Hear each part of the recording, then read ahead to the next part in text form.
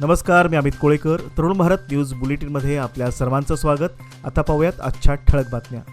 मुख्यमंत्री सिद्धरामय्या यांनी आज शुक्रवारी बेळगावातील बिम्स परिसरातील नूतन सुपर स्पेशालिटी रुग्णालयाचे उद्घाटन केले. यावेळी आपल्या भाषणात ते सांगितले की राज्यातील प्रत्येक जिल्ह्यात वैद्यकीय महाविद्यालय, रुग्णालय आणि सुपर स्पेशालिटी हॉस्पिटल सुरू करण्याचा शासनाचा मानस आहे. त्यांनी स्पष्ट केले की आतापर्यंत राज्यातील 22 जिल्ह्यामध्ये वैद्यकीय महाविद्यालये सुरू झाली आहेत आणि उर्वरित जिल्ह्यामध्ये लवकरच या संदर्भात सुरुवात होईल. या कार्यक्रमाचे अध्यक्षस्थान उत्तर आमदार आसिफ सेठ यांच्याकडे होते. या सोहळ्यात मंत्री सतीश जारकिहोळी, मंत्री लक्ष्मी हेब्बाळकर, केलीचे डॉक्टर प्रभाकर कोरे यांच्यासह अनेक मान्यवर आदी उपस्थित होते. कार्यक्रमात वसतिगृहाची कोनशिला, स्मार्ट सिटी योजनेअंतर्गत बस स्थानक तसेच राणी चन्नम्मा विद्यापीठाच्या नवीन इमारतीचे उद्घाटनही करण्यात आले. या विकास कामामुळे क्षेत्राच्या आरोग्य आणि शैक्षणिक सुविधांमध्ये महत्त्वपूर्ण सुधारणा होणार असल्याचे आश्वासनही मुख्यमंत्री यांनी दिले. काल शुक्रवारी रात्री उशिरा बेळगावातील खडकगली परिसरात संदल मिरवणुकीदरम्यान घोषणाबाजी झाल्यानंतर दगडफेकीची घटना घडली. या घटनेमुळे परिसरात तणावाचे वातावरण निर्माण झाले असून पोलीस बंदोबस्तासाठी मोठी वाढ करण्यात आली होती.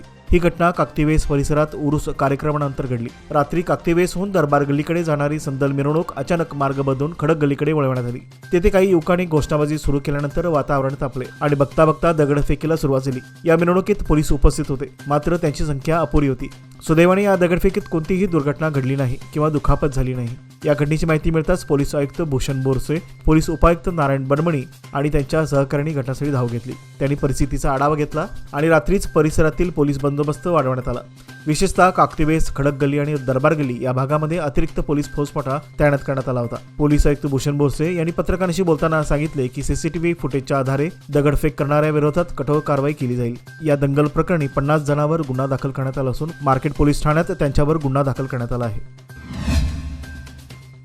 बेळगावमधील बिम्स परिसरात आज पार पडलेल्या सुपर स्पेशालिटी रुग्णालयाच्या उद्घाटन सोहळ्यात जिल्ह्याचे पालकमंत्री सतीश जारकिहोळी यांनी बेळगावकरांना आणखी एक महत्त्वाच्या आरोग्य सेवेची घोषणा दिली. त्यांनी सांगितले की बिम्स परिसरात लवकरच अत्याधुनिक कॅन्सर रुग्णालय उभारण्यात येणार आहे. या कार्यक्रमात बोलताना मंत्री जारकिहोळी म्हणाले की बेळगाव शहराच्या सर्वांगीण विकासासाठी विविध पायाभूत सुविधांवर भर दिला जात आहे. वाहतूक कोंडी टाळण्यासाठी 200 कोटी रुपयांचा फ्लायओव्हर प्रकल्प राबवला जाणार आहे. उदली भागात रेल्वे ओव्हरब्रिज उभारण्यात येईल. याशिवाय शहरातील क्रीडा सुविधांसाठी स्वतंत्र क्रीडांगण उभारण्यात येणार असून 55 कोटी रुपयांचे नवीन जिल्हाधिकारी कार्यालय देखील बांधण्यात येणार आहे. या सर्व प्रकल्पामुळे बेळगाव शहराचा शहरी आणि सामाजिक विकास अधिक गतिमान होईल असा विश्वास त्यांनी व्यक्त केला.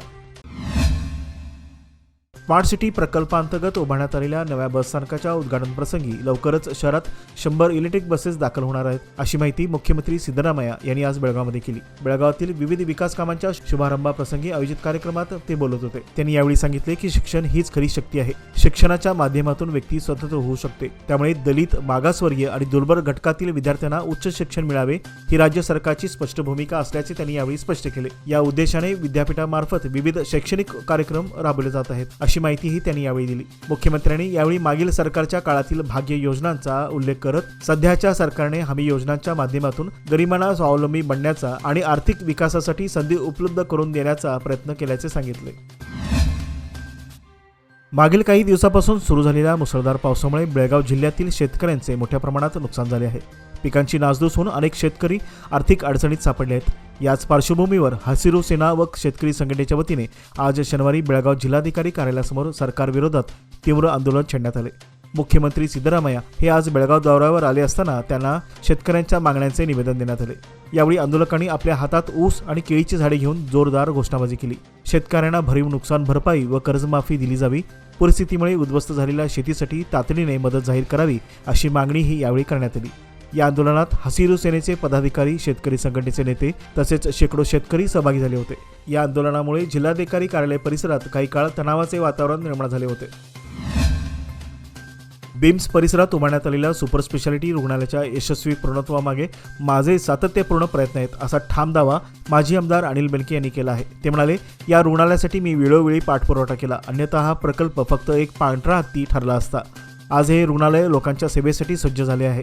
याचा खरा उपयोग जनतेच्या आरोग्य हितासाठीच व्हावा, हीच माझी अपेक्षा आहे. बेनके यांच्या या वक्तव्यावर राजकीय वर्तुळात चर्चेला उधाण आले आहे आणि या प्रकल्पाचे श्रेय कोणाचे यावरून राजकीय तापमान वाढले आहे. बेळगावातील बेम्स रुग्णालयाच्या उद्घाटन प्रसंगी मंत्री लक्ष्मी हेब्बाळकर यांनी पत्रकारांशी बोलताना सांगितले की हे अत्याधुनिक रुग्णालय बेळगावच्या वैद्यकीय क्षेत्राच्या प्रतिष्ठेला नवी उंची देणारे ठरणार आहे. त्या पुढे म्हणाल्या की सार्वजनिक सुविधा आणि संस्थांची स्वच्छता तसेच त्यांचे रक्षण करण्याची जबाबदारी प्रत्येक नागरिकाची आहे.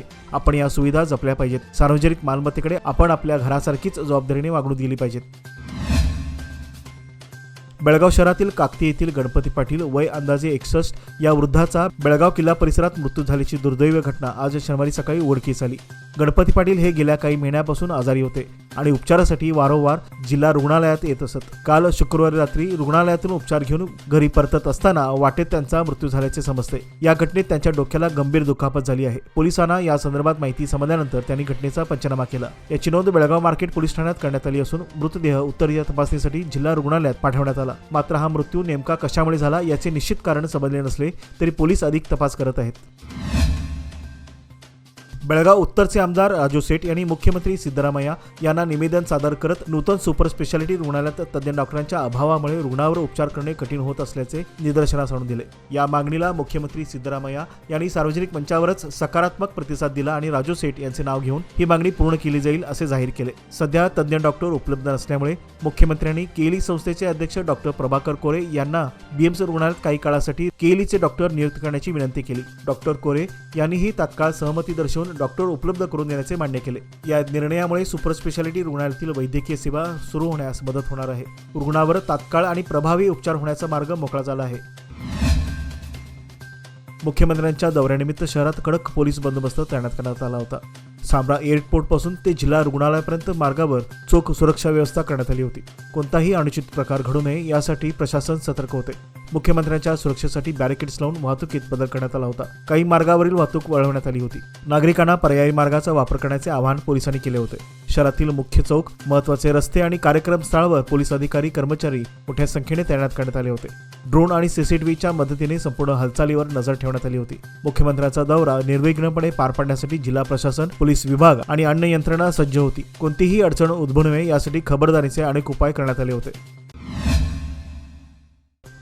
मुख्यमंत्री सिद्धरामय्या शनिवारी बेळगाव विमानतळावर दाखल होताच पत्रकारांशी संवाद साधताना भाजपवर त्यांनी जोरदार टीका केली.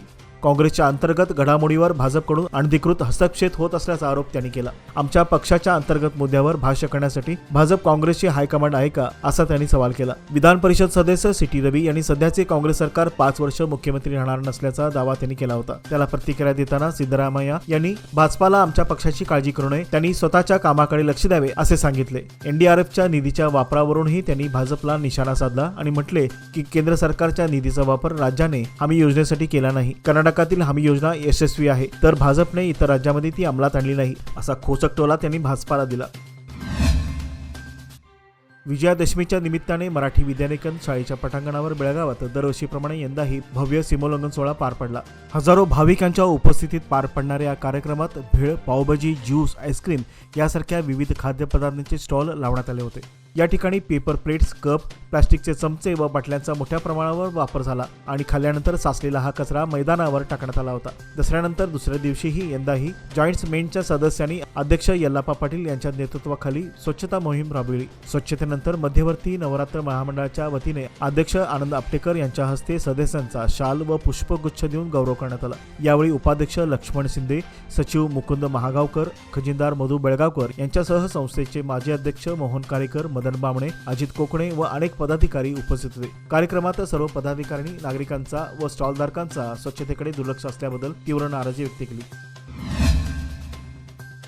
आरोग्य, स्वच्छता आणि महिला सक्षमीकरण आणि सामाजिक विकासासाठी 25 वर्षापासून कार्यरत असलेल्या RCM या स्वयंसेवी संस्थेच्या रौप्य महोत्सवी वर्षानिमित्त भव्य समाज जागृती रॅलीचे आयोजन करण्यात आले होते. सदर रॅली बेळगाव शहरातील खानापूर रोड येथील मराठा मंदिर कार्यालयातून प्रारंभ झाली. या कार्यक्रमाला महिला व बालकल्याण मंत्री लक्ष्मी हेब्बाळकर या प्रमुख पाहुण्या म्हणून उपस्थित होत्या. प्रसंगी सदर रॅलीला बेळगावचे उपायुक्त नारायण बर्मणी यांनी ध्वज दाखवून सुरुवात केली.